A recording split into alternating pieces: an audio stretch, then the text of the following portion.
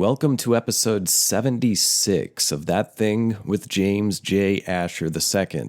I'm your host, James J. Asher II. That's me. I am recording this one all on my lonesome today, so it's like old school, baby.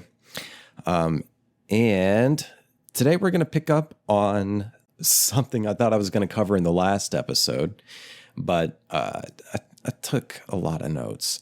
So although this is part 3 of New Age Nazis, it's more like part 2.5, because I wanted to cover this.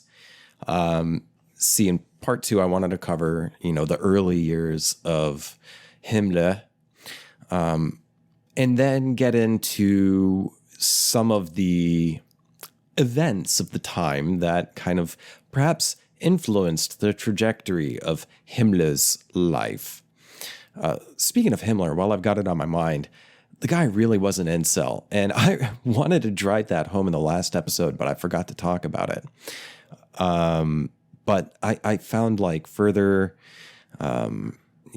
records of his journal and stuff like that, and the guy's super fucking incel, just talking about why women don't like him, why he can't get a girlfriend, why aren't cat girls real. He wrote about his, waifu body pillow. I'm joking. He really didn't, but if he were alive today, he definitely would. He's definitely that teenager on Call of Duty multiplayer screaming the N-word in your ear. The guy was, asshole gamer incel of his time, and he turned I don't want to say turned into a monster, perhaps he was already a monster, but he certainly did monstrous things and had monstrous ideas. And speaking of monster, I even found an article of his daughter, who I'm not sure if she's still alive, but she was 70 at the time or something. And it had been decades and decades after World War II. I think it was around the end of which Himmler did eventually take his own life by, ingesting arsenic. I believe it was arsenic. Well, the daughter, she's, was very much of the opinion that her father was a good man, a good father, and not a monster. She's also, or was also, depending on if she's alive or not, a Holocaust denier. So, there you go. So, in this episode, I really want to at least drive home the point that I sort of spoke of in passing about how difficult living conditions, difficult material conditions can make for desperate people. And desperate people can make desperate decisions, dangerous decisions, maybe even, as we will see as the series goes on. And, I've been getting letters and phone calls and emails from lots of people saying, James, I thought this was New Age Nazis. I thought you were going to cover the occult stuff. And the thing is, all right, hold on, pause for a second. No, don't pause this podcast, but just slow your roll. First off, no one has contacted me saying any of that stuff. Perhaps if I had a bigger following, if I was a big, whatever. God, I just did a Joe Biden. Oh, I shouldn't say. Perhaps if I had millions of followers, people would be talking shit saying, yo, you said you would be talking about occult stuff. Well, I have a little bit, and I will. I'll really get into it.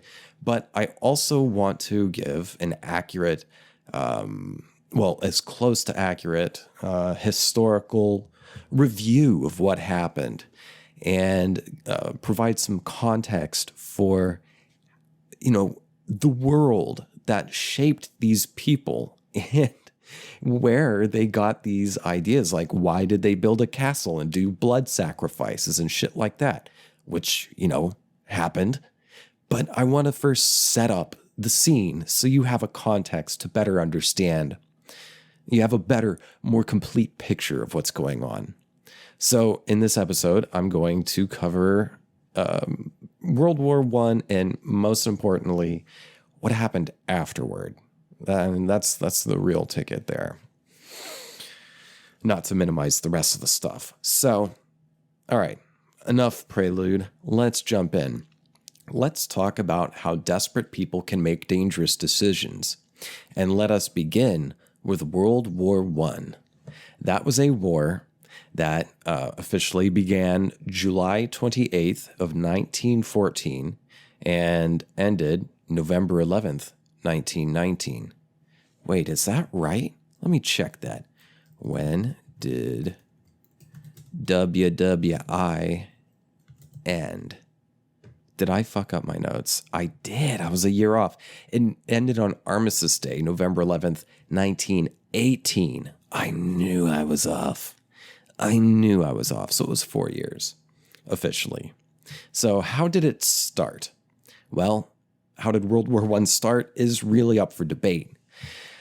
One of the major catalysts for it, however, was the assassination of Franz Ferdinand. You know, like that band. Hey, Emily, what's a Franz Ferdinand song? Take me out.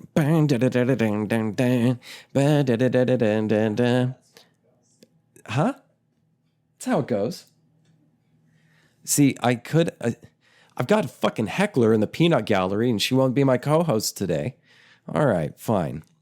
I've just got fucking critics in the background. I'm trying to do my fucking podcast here. This is professional. This is unprofessional. I'm running a professional production here, okay? Yeah, whatever. So Franz Ferdinand was the Archduke of Austria-Hungary, also known as Austro-Hungary. I kind of like Austro-Hungary because it rolls off the tongue more easily. But some people insist on calling it Austria-Hungary, which was a single state, although it was like technically two sovereign countries wrapped up into one sovereign country. Well, the assassination was carried out by a man named, I love this name, Gavrilo Princip, or perhaps Gavrilo Princip, if you're real nasty. Gavrilo Princip was a Serbian nationalist with ties to a secret military group called the Black Hand, aka Unity or Death. So the events leading up to the assassination are, like the rest of the events leading up to World War I, pretty murky. And I didn't bother going into, too far into that tangent, but it was at the time widely publicized, a widely publicized event, the assassination that is, that led Europe to divide into two military alliances. Britain, France, and Russia formed a triple entente versus Germany, Austro-Hungary, and Italy. They created, I guess, what the quote-unquote allies called the quote-unquote Axis. Like, who's to call who a bad guy? Everyone's the good guy in their own mind. Isn't that how it goes? I need to drink some water. Just a second. I'll let you listen to me while I drink some water. You're listening to NPR. History, Occult, Radio. Can you hear that? That's my water mug. Actually, it's a jar.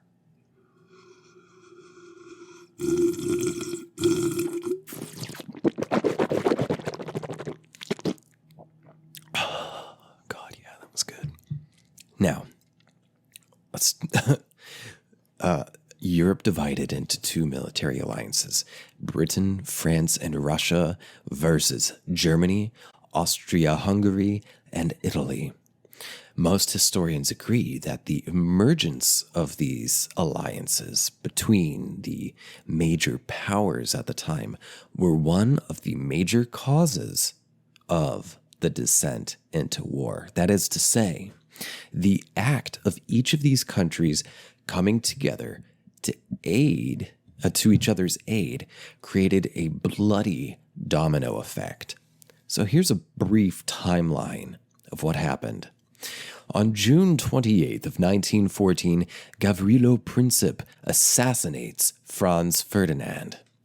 On July 28th, 1 month later of the same year, Austria-Hungary declares war on Serbia.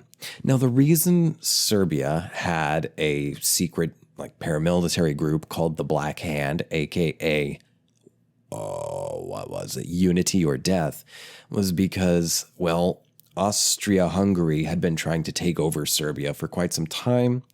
And like all things in history, one person says the other person started it, and that other person says that one person started it. So all you really need to know is that Serbia was smaller than Austria-Hungary, but they put up a pretty good defense against Austria-Hungary. Serbia did. And Austria-Hungary was pissy about that. And then Serbia was like, well, quit fucking with us. And they kept fucking with them. So then, Gavrilo Princip assassinated Franz Ferdinand. And then I think it was like a week later, perhaps a month later, Ferdinand's wife was also assassinated. I forgot to look up what city it was in. Anyway, so July 28th, 1914, Austria-Hungary declares war on Serbia. August 2nd, 1914. So this is moving pretty fast, month to month. The actually, that's just a few days later, July 28th to August 2nd. Ottoman Empire, that is Turkey and a bunch of other places, Greece and everything else. The Ottoman Empire and Germany signed a secret Treaty of Alliance. And then one day later, on August 13th, Germany declares war on France. And then August 4th, yet the next day later, Germany invades Belgium, leading Britain to declare war on Germany. And then on August 10th of 1914, Austria-Hungary invades Russia. As the war progressed, further acts of aggression drew many other countries into the war.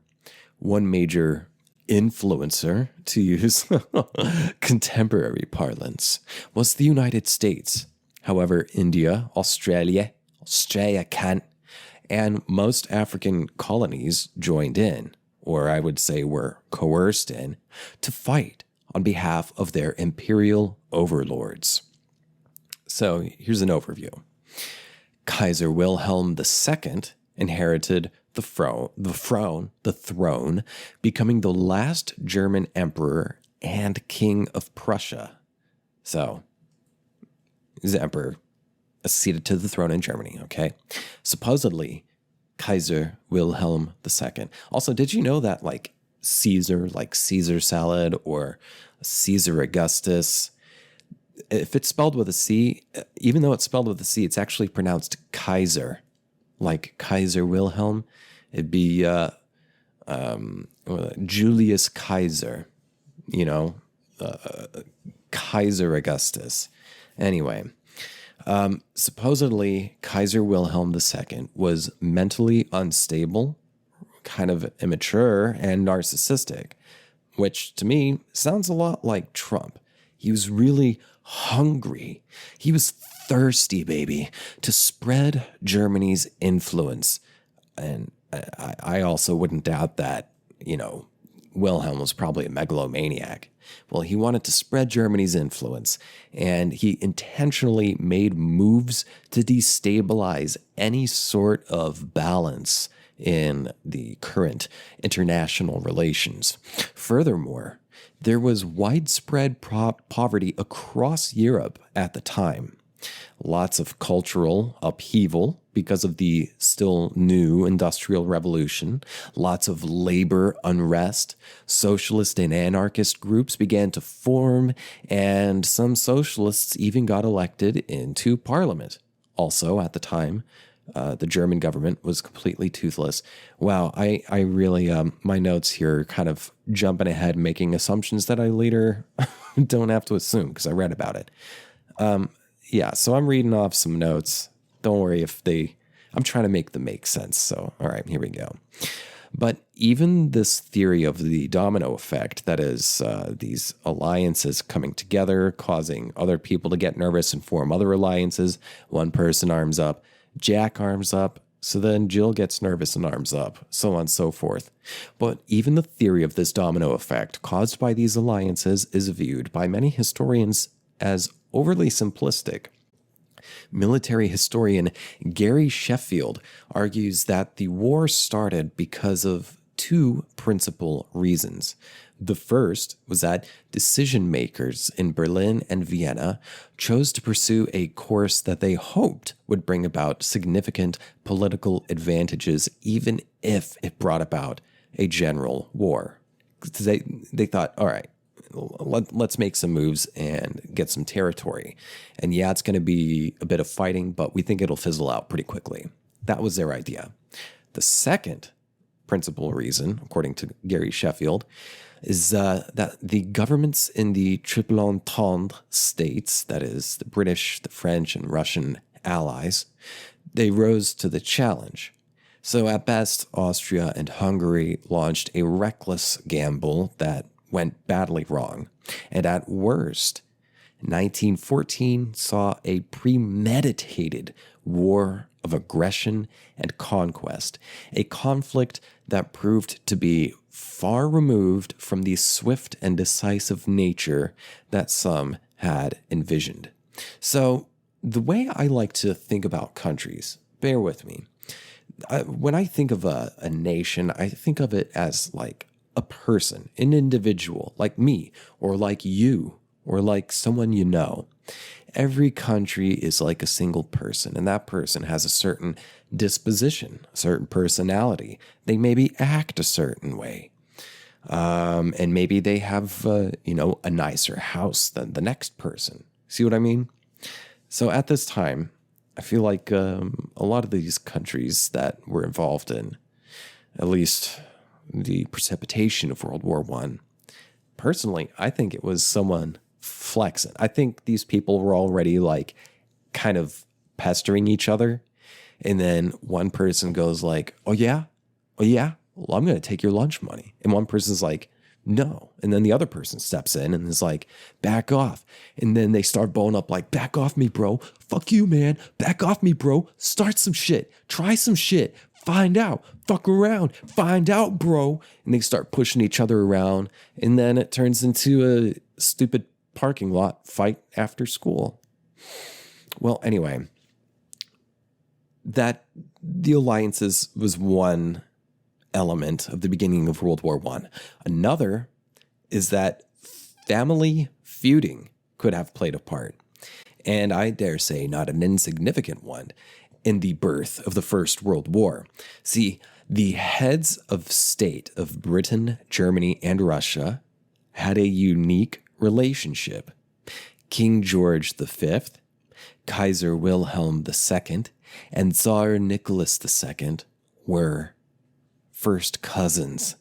Yes, the leaders, the heads of state of Britain, Germany, and Russia were all related. They were all first cousins, and I swear to God, they were probably all inbred because that's the way royal families work. It's royal inbreeding. In royal. It's not a good thing. And these people have too much fucking power. And they're inbred, syphilitic, mercury, lead poisoned maniacs with lots of guns. And they, these people are usually royalties fucking stupid as shit and have very underdeveloped worldviews because they want for nothing and live a very insular, privileged life.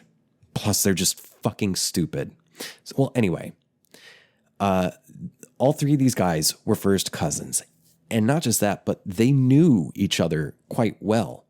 I won't go too far into their relationships, but I will share these quotes. First, from historian Richard Davenport Hines. He says, "The events leading up to the conflict are a study in the envy, insincerity, festering rancor, and muddle that only families can manage," end quote. He said this in a review he did of a book written by one Miranda Carter about this subject. Secondly, the second quote is from journalist Ruth Styles. Quote, "As relationships between the royal cousins waxed and waned, so did the relationships between their countries," end quote. So by the end of 1918, Kaiser Wilhelm II was deposed, that is, forced out of his seat, and fled to exile in the Netherlands. Meanwhile, Tsar Nicholas, his wife, and their children, aka the Romanovs, had been executed by revolutionaries. Wink, comrade. And King George V found himself presiding over a broken and debt-ridden empire. But who was the primary aggressor of the whole mess? Well, historians are still debating that one, but the most common theory is that it was the blank check that Germany cut for Austria-Hungary to support Austria-Hungary's invasion of Serbia, the latter of whom, Serbia, had already kicked, as I mentioned earlier, Austria's ass when Austria tried invading them in 1914. It was all a bunch of territorial pissings, and every war prior and post has been nothing more nor less. We, the slaves and proletariat, are the ones who are always sent to die for the fits and tantrums and games of the ruling class. I say rise up. I say organize and rise. The war happened. It was stupid and unnecessary, but it ended with the Treaty of Versailles, which I will cover after this short water break.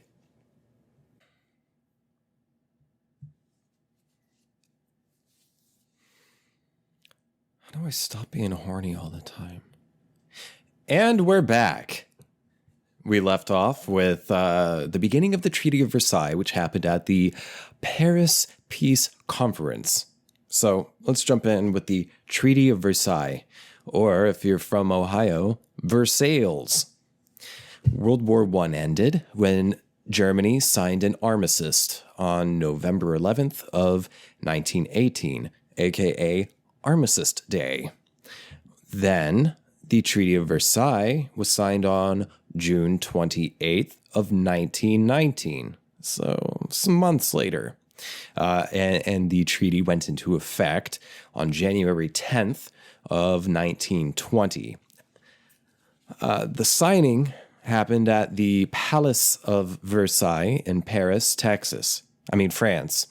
It marked the official end of World War I and codified peace terms between the quote-unquote victorious Allies versus Germany.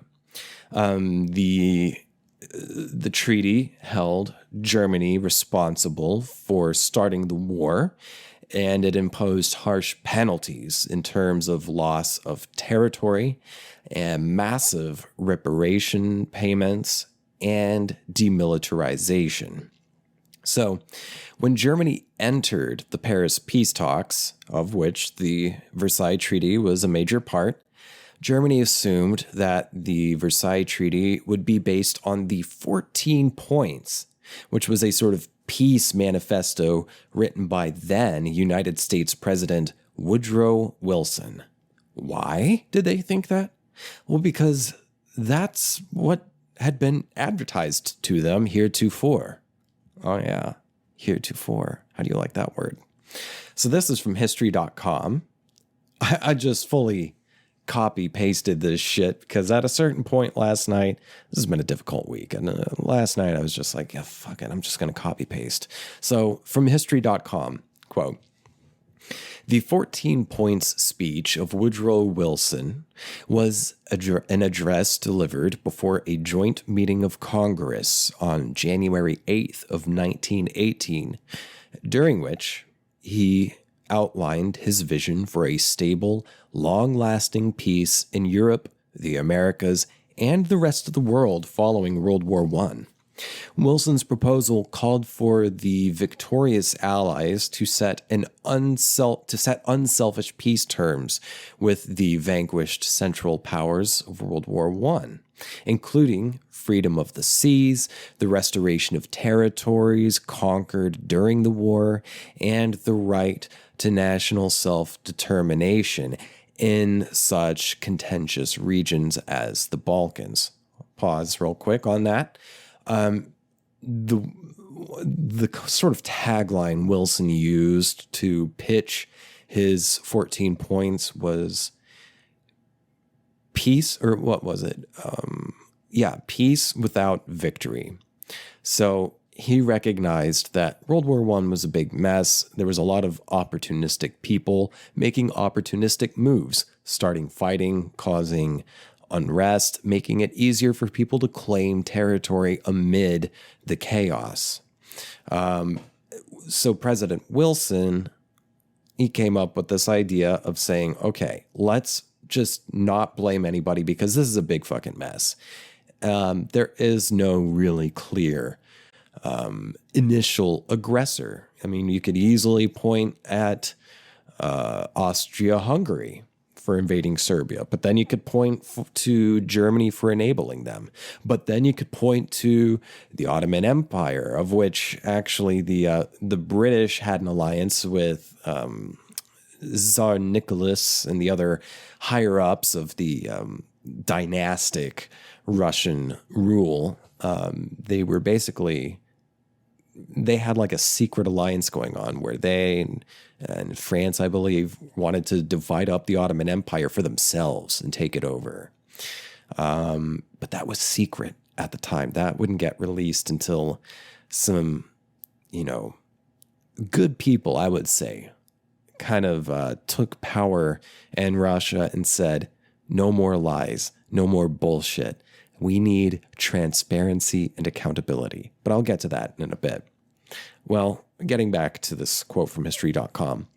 In his speech, Wilson itemized 14 strategies to ensure national security and world peace.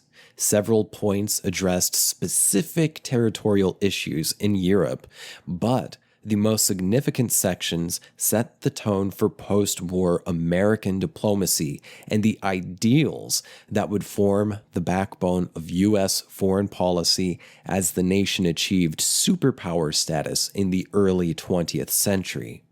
Wilson could foresee that international relations would only become more important to American security and global commerce as it grew.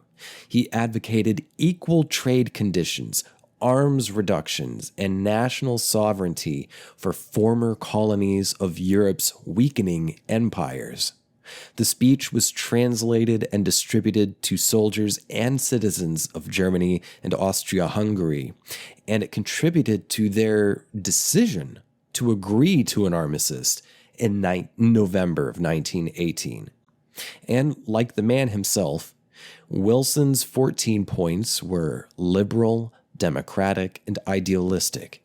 He spoke in grand and inspiring terms, but was less certain of the specifics of how his aims would be achieved. My note, did a leftist write that paragraph? Talking shit. Okay, so at the Paris Peace Conference, Wilson had to contend with the leaders of the other quote-unquote victorious allied nations who disagreed with many of the 14 points and demanded stiff penalties for Germany in the Treaty of Versailles. France in particular, this is my note, France in particular were really contending for really harsh terms against the Germans. They were like foaming at the mouth and out for German blood, partly because the leaders, at least, were still butthurt over losing the Franco-Prussian War, which happened a bit earlier before World War I. And then England was against the 14 points because some of the implications of some of the points they felt would weaken their already vast surplus of power as an empire. So Wilson also, alongside the 14 points, urged the establishment of an international governing body of United Nations for the purpose of guaranteeing political independence and territorial integrity to great and small countries alike. His idea gave birth to the short-lived League of Nations, end quote. Now, the idea of a League of Nations and his idea of the 14 points, the way I look at it is going back to the analogy of nations being individuals, nations as an individual person. These people, it's always, I say almost every problem, I say a vast majority of problems, people like me, people like you, people like people you know, a lot of our problems are the result of communication breakdown or lack of communication to begin with. So what Woodrow Wilson was trying to do here was say, hey, guys, slow the fuck down. Before we start sending our own people to kill each other, let's maybe try to talk this stuff out first.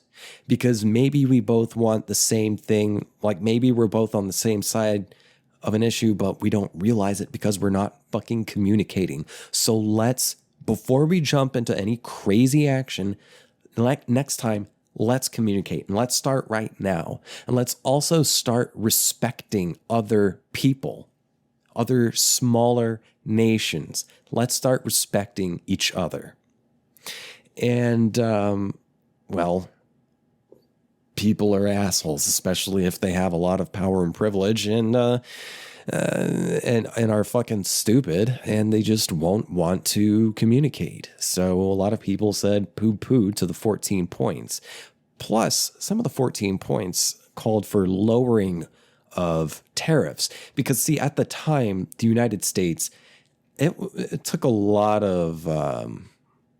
It was not an easy decision for the United States to get involved in World War I, because at the time, the United States was rather isolationist. And of course, the isolationists were mostly conservatives, Republicans, such as one Henry Lodge Cabot, Republican of Massachusetts. See, he basically declared war on the idea of a League of Nations and Wilson's 14 points. Wilson, he got some, like, for the time, pretty progressive acts through antitrust bills and,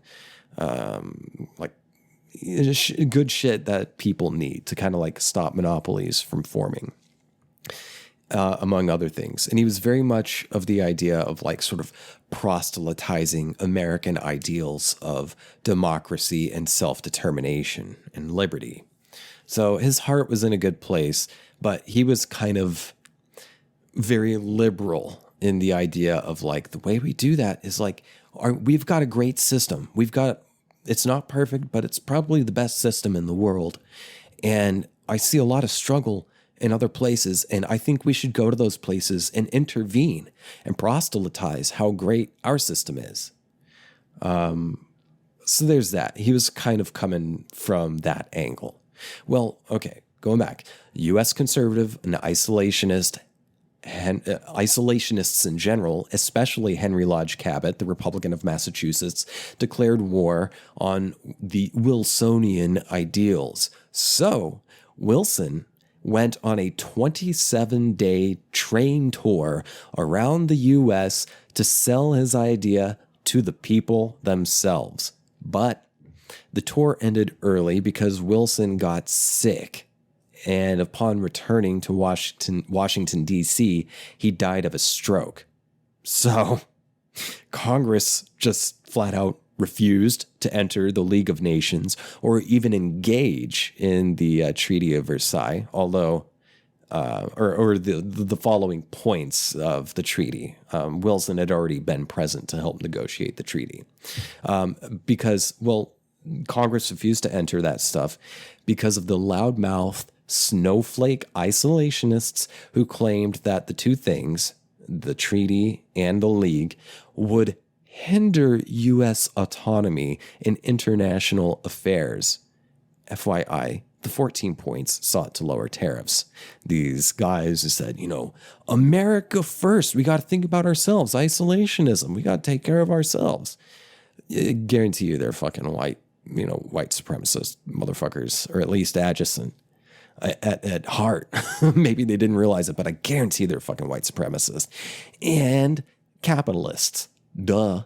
They want to fuck things up or fuck other people over to make more money and get more power and try to feel more good about themselves. So they said, fuck equality for all. I want it.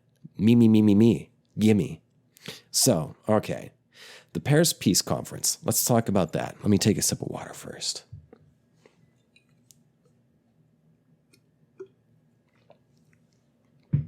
So, let's go to the Paris Peace Conference in general. The big four leaders of victorious Western nations, Wilson of the United States, David Lloyd George of Great Britain, Georges Clemenceau, the butthurt leader of France, and to a lesser extent, Vittorio Orlando of Italy, dominated the peace negotiations in Paris. Germany, however, and the other defeated powers, Austria, Hungary, Bulgaria, and Turkey, were not present for the conference.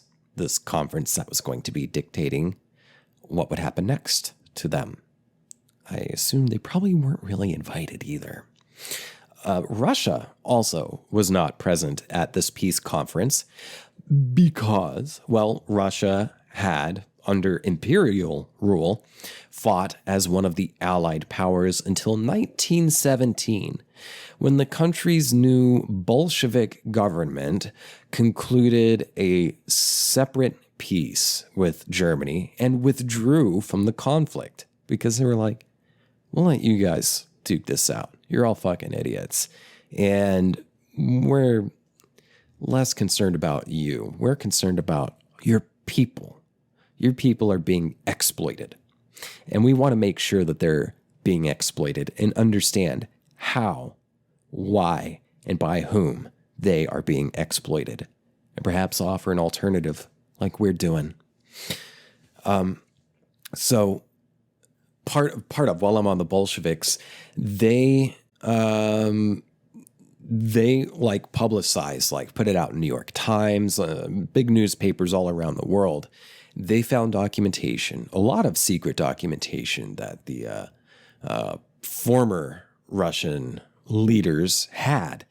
And some of the stuff was pretty shady, like the thing I alluded to earlier where the Romanovs or whomever else, the imperial leaders of Russia at the time, were making secret treaties with Britain and I believe France and a little bit with Italy to basically say, we've got a certain international agreement with the Ottoman Empire, which was like Greece and Syria, etc.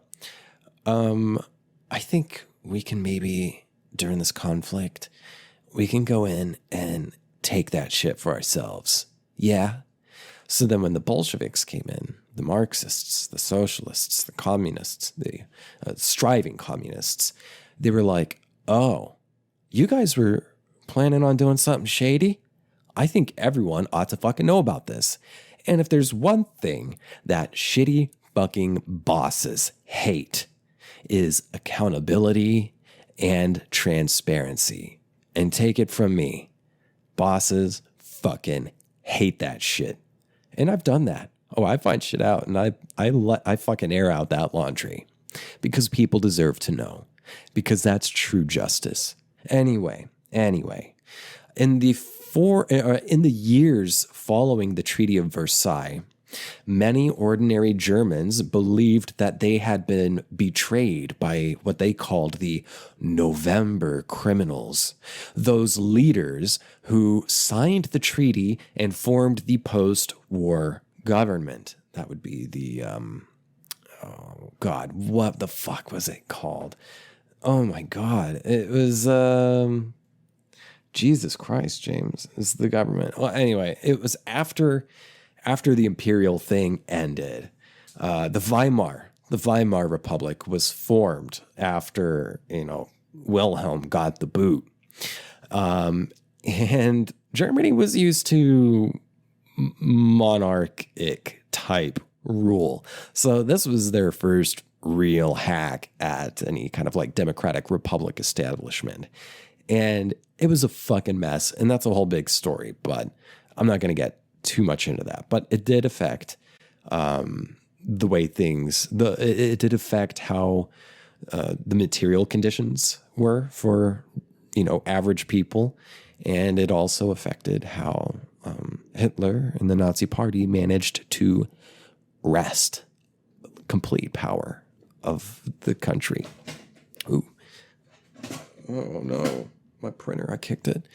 Okay, so they believed that they'd been betrayed by the November criminals, those leaders who signed the treaty and formed the post-war governments.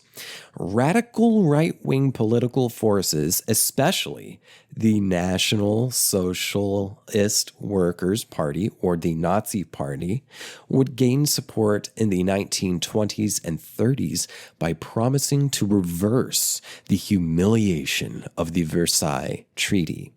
And with the onset of the Great Depression in 1929, economic unrest destabilized the already vulnerable Weimar government, setting the stage for Nazi leader Adolf Hitler's fateful rise to power in 1933. Also, I'd like to call back to the last episode in which I mentioned some of the critics of the Versailles Treaty. One notable one was economist John Maynard Keynes of Great Britain. He said that the reparations demanded were far too harsh. They were ridiculously harsh, and it would cause hyperinflation and lead to a lot of economic and thus political instability, not just in Germany. It would affect the world. And mind you, this is still the industrial era was still pretty new. So people were getting used to, they were going from like sort of like old feudal living in the hut, eating mud and, wiping their butt with their feet kind of life, going, oh, yes, Lord. Hey, yes, your highness, slapping each other in the faces with fish, Monty Python style. They were moving from that into a more sort of democratic ideology. And there's all sorts of new technology, and people are able to travel and communicate broader and more quickly around the world. So there was a big adjustment period for everyone at this time. And on top of that came, of course, basically a global Great Depression. Like the American Great Depression, you could argue, was perhaps a direct result of the Treaty of Versailles. Well, going back to the treaty itself and what happened afterwards, one big part of Germany's reaction to the treaty was the stab in the back myth. The myth was the idea, widely believed and promulgated by right-wing circles in Germany after 1918, that the German army did not actually lose World War I on the battlefield, but was instead betrayed by civilians on the home front, especially Jews, communists, and social democrats, the name of the libs of the time. It was your basic denial tactic that ends up blaming your shitty conditions on minority groups. Note, the myth originated from upper echelon members of the German military. So it became sort of like your urban myth, like, you just hear it around town from your coworkers, neighbors, family, and shit like that. But it kind of started with the generals and shit like that in the military, because they were really anti-Semitic. So when Adolf Hitler and the Nazi Party came to power in 1933, they made the legend an integral part of their official history of the 1920s, portraying the Weimar Republic as the work of the November criminals who stabbed the nation in the back to seize power while betraying it. The Nazi propaganda depicted Weimar as a, quote, morass of corruption, degeneracy, national humiliation, ruthless persecution of the honest national opposition. 14 years of rule by Jews, Marxists, and cultural Bolsheviks who had at last been swept away by the National Socialist movement under Hitler and the victory of the National Revolution of 1933. And, quote, note, cultural Bolsheviks. That sounds an awful lot like the cultural Marxism term bullshit that right-wingers toss around our country today. Right now, and you and I, we're in the middle of a pandemic. We're in the middle of a Great Depression that I believe next year in 2021, that's when we'll really start seeing the effects, the economic effects of this fucking mess. And you're seeing the rise of leftist groups, and you're seeing the rise of right-wing groups. Very, very similar to the right-wing groups that arose in the 20s and 30s in Germany and Austria. And you turn on Fox News, you listen to fuckers like Jordan Peterson or something, and they talk about how cultural Marxism is a threat. Postmodernism is a threat. Like, for one, cultural Marxism is not a real thing, period. Marxism is a analysis of, it's a criticism of capitalism and an analysis of a system that would work better than capitalism. It's an analysis of economics and of distribution of power. Okay? So when you say cultural Marxism, that just doesn't make any fucking sense. It would be like saying cultural tuna. It's a completely different fucking thing. They don't work together. It's not an actual term. But that doesn't stop Fox News, Jordan Peterson, all those fuckers of that, intellectual dark web, people of that ilk. They're spouting literal Nazi fucking propaganda points. Literally. Come on. Cultural Bolsheviks? Cultural Marxism? People's lives are very fucking difficult and desperate right now. And people, many of them uneducated, unfortunately. I say that's not their fault that they're uneducated. I say that's a product of the nation they're in. Their lives suck. They're experiencing a lot of unpleasant living conditions, and they want to know why. Why? They want someone to blame. So they turn on Fox News because that's who, their parents watch. And Fox News says it's the caravan of immigrants coming in and stealing all the jobs. And a whistleblowing, anti-Semitic Nazi shit. Or You want to know why things suck. So you turn on MSNBC because that's what your parents watch. And they say, oh, it's Russian agents and Bernie Sanders, Bernie bros. But the thing neither Fox News nor MSNBC do is actually threaten or even acknowledge, because they fucking know. It's them. They're the fucking problem. It's capitalism. It's capitalists. It's people who exploit the system and the economic system and the political system for their own personal gain. And it's also, I say, immaturity. It's fear. It's a dumb, close-minded, violent, oppressive point of view. And so you get people who maybe don't understand, say, something like Marxist analysis. They don't understand the distribution of power and wealth and how that directly affects their lives and how that directly led to their shit living conditions. So go back, however many years, to the 1920s. Same thing. You don't know who to point the finger at.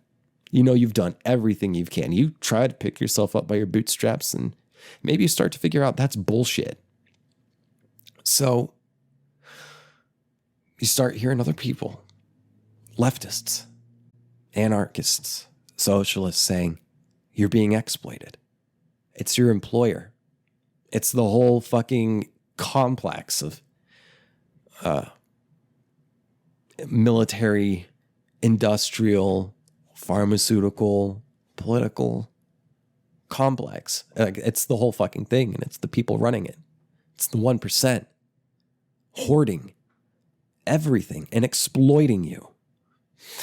Or you get right-wingers who say, well, it's the minority groups. It's these poor people who have no fucking means. It's these poor people who have no fucking privilege, but it's their fault.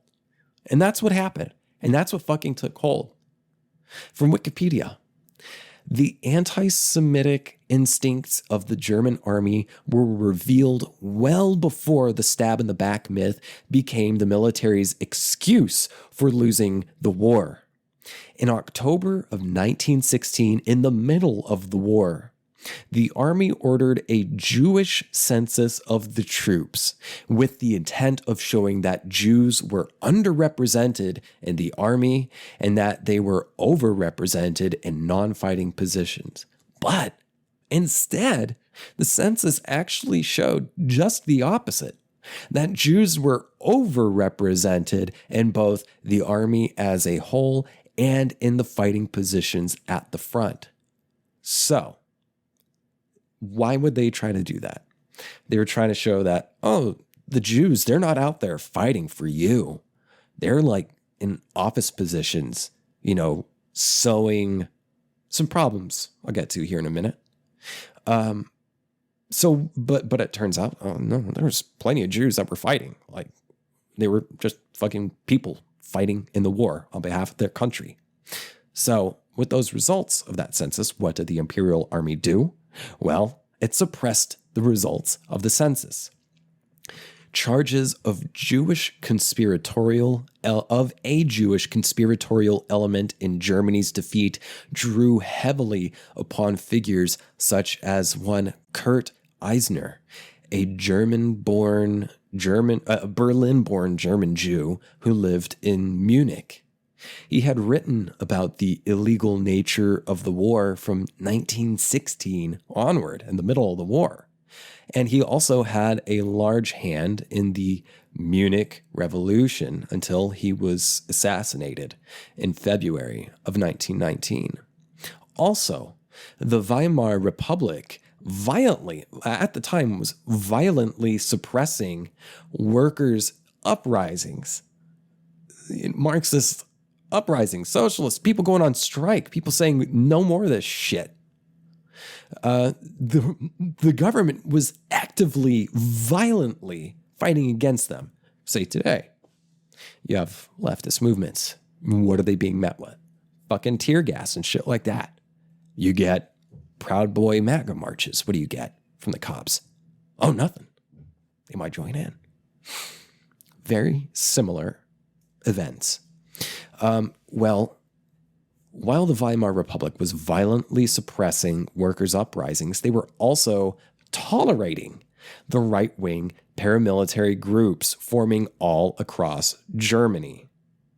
I would get into analysis. I alluded to it in the last episode that, well, right-wing fascism does not threaten capital. The lefty shit threatens capital. So your capitalist government is always going to put down the ones who threaten their class interests and, be okay with those who are not. They tolerated right-wing paramilitary groups forming all across Germany. But in spite of such tolerance, the Republic's legitimacy was constantly attacked with claims such as the stab in the back. Because many of the Weimar representatives, such as Matthias Esberg and Walter Rathenau, remember him from the last episode, they were assassinated, and the leaders were branded as criminals and Jews by the right-wing press. Anti-Jewish sentiment was intensified by the Bavarian Soviet Republic, which was a communist government which ruled in the city of Munich before being crushed by right-wing militia. Many of this Bavarian Soviet Republic's leaders were Jewish, which allowed anti-Semitic propagandists to connect Jews with communists and thus treason. So in 1919, a well-known leader of the right-wing movement, one Alfred Roth, writing under the pseudonym Otto Arnim, published a book called The Jew in the Army, in which he claimed was based on evidence gathered during his participation in the Judensalon, the military census, which had in fact shown that German Jews had served on the front lines proportionately to their numbers. Roth's work claimed that most Jews involved in the war were not only taking part as profiteers and spies, but he also blamed Jewish officers for fostering a defeatist mentality, which impacted negatively on their soldiers. American architect / architecture historian Richard M. Hunt argued in a 1958 article that the stab in the back myth was an irrational belief which commanded the force of irrefutable emotional convictions for millions of millions of Germans. He suggested that behind these myths was a sense of communal shame, not for causing the war, but for losing it. Hunt argued that it was not the guilt of wickedness, but the shame of weakness that seized Germany's national psychology and served as a solvent of the Weimar democracy and also as an ideological cement of Hitler's dictatorship. So, that sets the stage for the even crazier shit that's about to happen, which I will continue covering. I'll get back to Himmler and then this dude, Karl Maria Willigut, who was this like super drunk fucking guy who made Himmler seem like a normie in terms of like occult shit. But yeah, I want you to think about the stuff you've learned in this. Maybe you've heard of it before. Maybe this is your first time hearing any of this stuff. But I really want you to reflect on what happened back then and also on what's happening now and compare and contrast the things. Is there anything similar happening right now? Is there anything that could possibly happen that you could predict based upon similar things that happened in the past? Are there any lessons you could learn about how to view and act differently in the present? Lessons you can learn from history. I want you to think about that. And I'll see you at the next episode. Now, I'm on a campaign to I'd really love to make this my day job, my steady check. But I'm not being pipe dreamy about it. And I also understand we're in some tough fucking times, but I really, really would appreciate your help. And I do appreciate the help of those who are already subscribed to the show, and especially those who donate to my Patreon.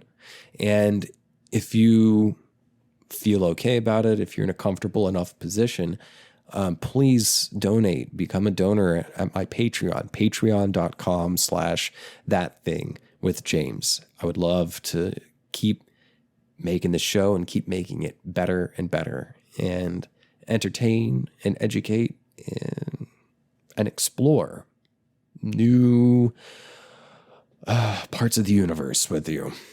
And so if you want to donate, patreon.com/thatthingwithjames. If you have not already subscribed, please subscribe. For those of you watching on YouTube, be sure to hit that like button, write a comment, and for all of you, share the show with your friends.